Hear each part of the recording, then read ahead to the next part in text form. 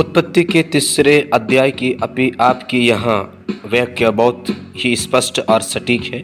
अपने मनुष्य के पतन की इस महत्वपूर्ण बाइबल कहानी के मुख्य बिंदुओं को बहुत ही अच्छी तरह से समझाया। यह कहानी सचमुच हमें कई गहने शिक्षा देती है, जिनमें कुछ प्रमुख बातें इस प्रकार है। अवज्ञा के गंभीर परिणाम यह अध्याय स्पष्ट रूप से दिखाता है कि ही परमेश्वर की आज्ञा का उल्लंघन करने के कितने गंभीर परिणाम होती है।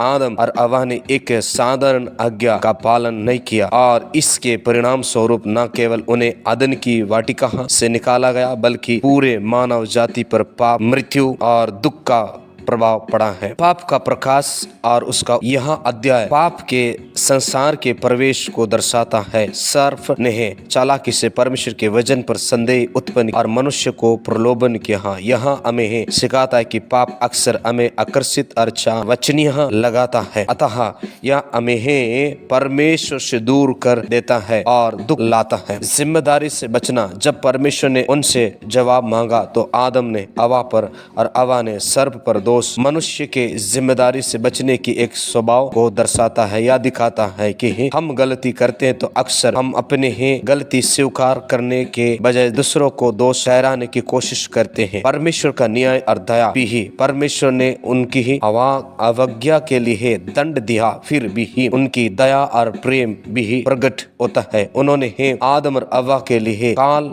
के वस्त्र बनाए जो मनुष्य में आने वाली उद्धार का प्रतीक था। यद्यपि अपने इसका उल्लेख नहीं किया है। यह एक महत्वपूर्ण व्याख्या है। यह दर्शाता है कि परमेश्वर न्याय पूर्वक होने के साथ साथ दयालु भी है। मानव जीवन का आदर इस अध्याय में मानव जीवन के मूल आधार का भी बदल दिया है। श्राप को दुष्टता और धोखे के प्रतीक, स्त्री को प्रमुख पीड़ा, मानव जाति के निरंतर अस्तित्व के लिए संघर्ष, पुरुष कठिन परिश्रम, जीवन यापना के लिए निरंतर प्रयास की, मृत्यु का प्रवेश, अमरता की हानि ही।